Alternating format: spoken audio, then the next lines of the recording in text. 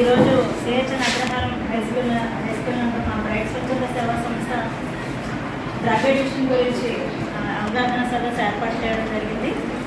So ఆ విషయాలపై మీరు తెలుసుకుంటారని ముందుగా మా బ్రైట్ స్వచ్ఛంద సేవా సంస్థ అధ్యక్షులైనటువంటి శివశంకర్ గారిని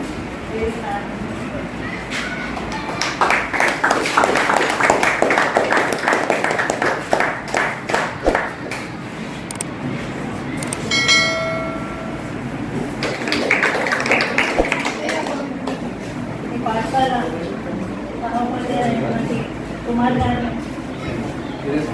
సురేష్ కుమార్ గారు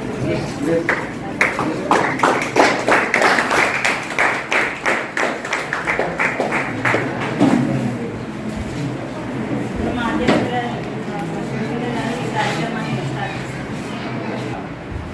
మేము పిలిచిన వెంటనే మాకు అవకాశం ఇచ్చి ఈ పాఠశాలకి చేసినటువంటి మా సోదర సమానులు, మిత్రులు, అదేవిధంగా ప్రముఖ న్యాయవాది, నిరంతరం ప్రజాసేవలో ఉంటూ ప్రజలకు సహాయ సహకారాలను అందిస్తున్నటువంటి ప్రజా రాజకీయ కన్వీనర్స్ అయినటువంటి కడిగిశెట్టి సురేష్ బాబు గారికి మరియు ఈ పాఠశాల సహోపాధ్యాయులైనటువంటి సురేష్ గారికి పేరు పేరున కృతజ్ఞతలు చెప్పుకుంటున్నాను.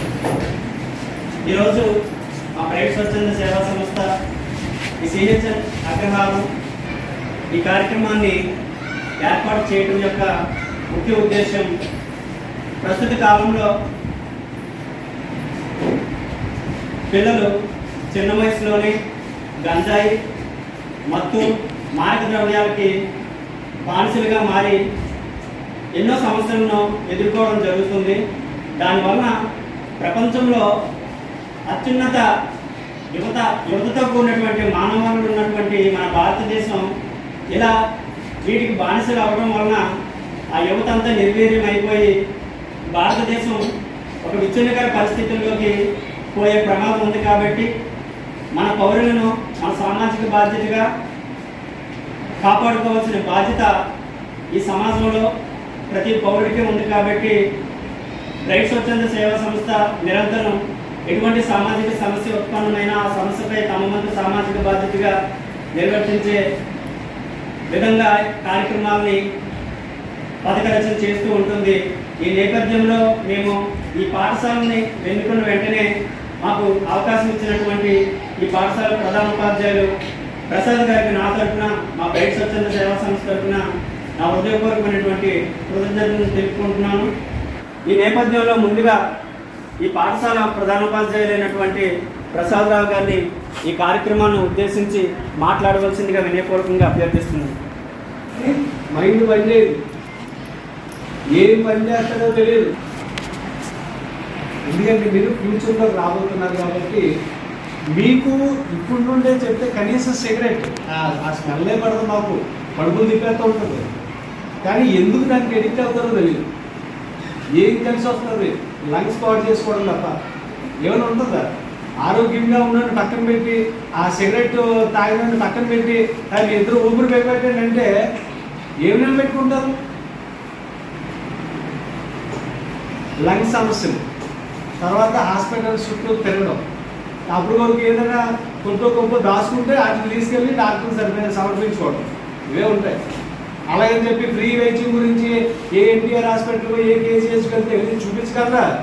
మన పేరెంట్స్ కావాలి మనం చూపించుకోగలరా? డాక్టర్లు అక్కడ మనం చెప్పిన మాట వింటారా? కానీ అది కాదు, అక్కడ కూడా వైద్యం బాగానే చేయకపోవడం ఏం లేదు.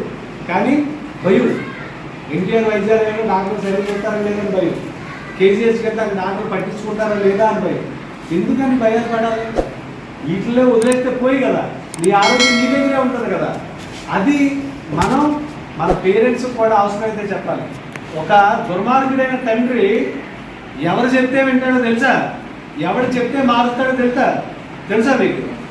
వాళ్ళ కొడుకులు చెప్తేనే, వాళ్ళ కూతురు చెప్తేనే మారుతారు. ఇంకా ప్రపంచంలో ఎవరు చెప్పినా వాళ్ళు మారడం.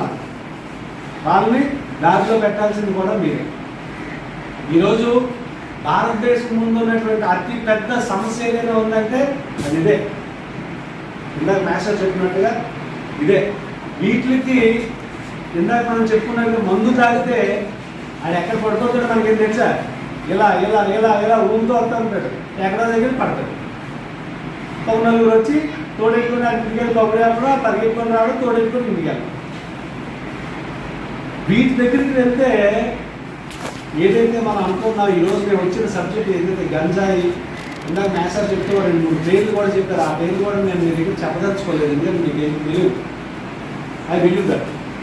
కాబట్టి ఆ పేర్లు కూడా మనకు అనవసరం. ఇవేమవుతాయంటే ఆడు ఇలా ఇలా ఇలా చక్కెర పడిపోతాడు, అదేవిధంగా ఆడు చచ్చిపోతాడు. అలా అలా వెళ్ళి పడిపోతాడు అమ్మని చెప్పి ఇలా చచ్చిపోవడమే. మళ్ళీ అందులో తీసుకెళ్ళడం, వైద్యం చేయించడం అవి ఉండవు. ఈ గంజాయికి వాటికి అలవాటు పడితే అంత ప్రమాదకరమైన పరిస్థితి. అని ఇంకోటి కూడా మీకు చెప్తాను, ఎవరైనా సరే పొరపాటు నుంచి చిన్న ఎగ్జాంపుల్ చెప్తాను. అటువంటి వస్తువుల్ని మనం కనీసం క్యారీ చేయడం మన దేశంలో నేరం. అర్థమవుతుందండి మీకు? ఈ నేరం అనే పదం మీ దగ్గర వాడకూడదు. తప్ప వచ్చాం కాబట్టి మీకు ఏదో అవేర్నెస్ కలెక్ట్ చేయాలంటే మిమ్మల్ని భయపెట్టాలనే ఉద్దేశం కాదు. మనం మీరు అవగాహనతో ఉంటే రేపొద్దుని మనం ఎటువంటి ఇబ్బందుల్లోకి పడకుండా స్వేచ్ఛగా మీ రేపటి పౌరత్వాన్ని మీరు కాపాడుకోగలరు, పదిలంగా ఉంటారు. మాకు కావాల్సింది ఏంటి? రేపటి భారతం ఆరోగ్యకరంగా కావాలి, అంతేనా? ఈరోజు ఎవరైతే తరగతి గదుల్లో ఉన్నారో రేపు వచ్చిన తర్వాత మంచి మంచి కొంతమంది ఉపాధ్యాయులు అవ్వాలి. అవుతారా? అవరా? మీలో ఎంతమంది ఉపాధ్యాయులు అవుతారు? చేతులు ఎత్తండి. ఎవరు అవరా? సరే, మీరు ఐఏఎస్ ఐపీఎస్ అవ్వాలని ఉంది. ఐఏఎస్ ఐపీఎస్ అంటే తెలుసా? ఏంటి ఐఏఎస్ అంటే? IAS collector. ఎంతమంది అవ్వాలనుకుంటున్నారు కలెక్టర్? చెప్పండి. Police officer. ఐపీఎస్ అవుదామని ఎవరనుకున్నారు చెప్పండి? ఓ, ఇద్దరు లేచారు, వెరీ గుడ్. నెక్స్ట్ మీరేమవుతారనుకుంటున్నారు చెప్పండి? అసలు అర్థం కావట్లేదు. ఎవరు? ఆర్మీ. డాక్టర్లు ఎంతమంది? నువ్వేమవుతావు చెప్పు? Army, very good.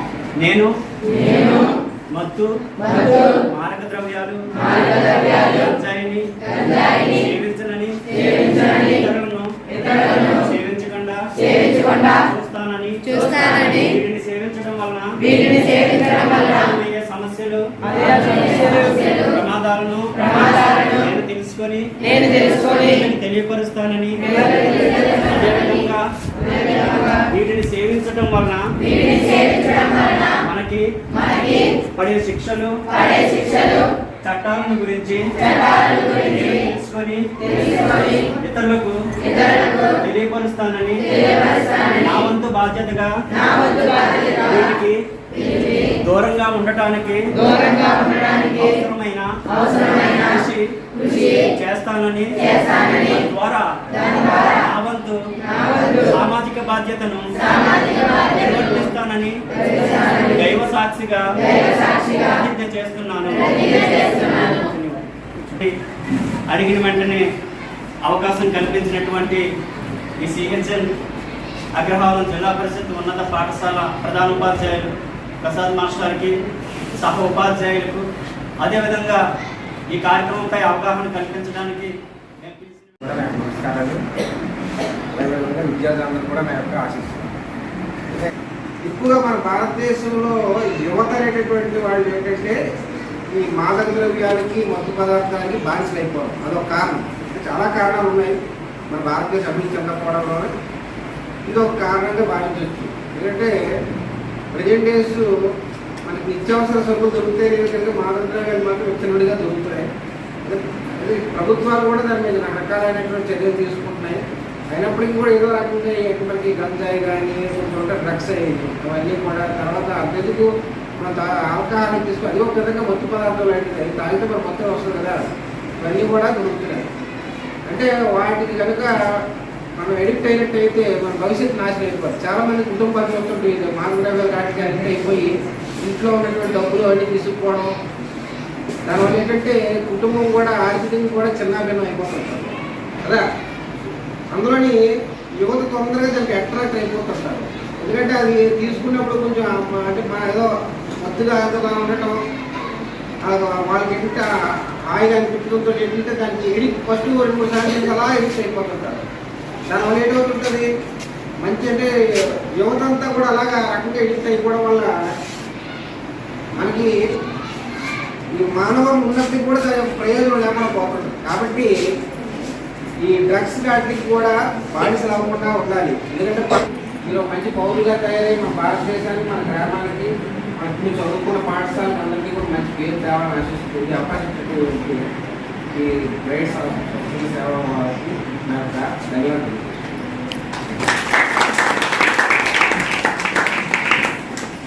Thank you sir. పిల్లలు ఈ పాఠశాల సహ ఉపాధ్యాయులు అయినటువంటి సురేష్ సార్ని మాట్లాడవలసిందిగా కోరుచున్నాను. అందరికీ నమస్కారం. పిల్లలకి ఆఫీసులు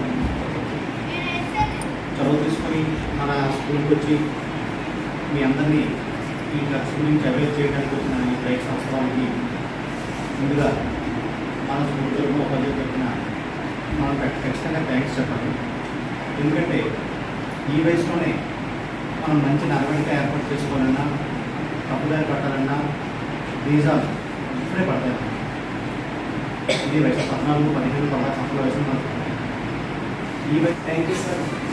విద్యార్థులను ఉద్దేశించి చక్కని సందేశాన్ని ఇచ్చారు.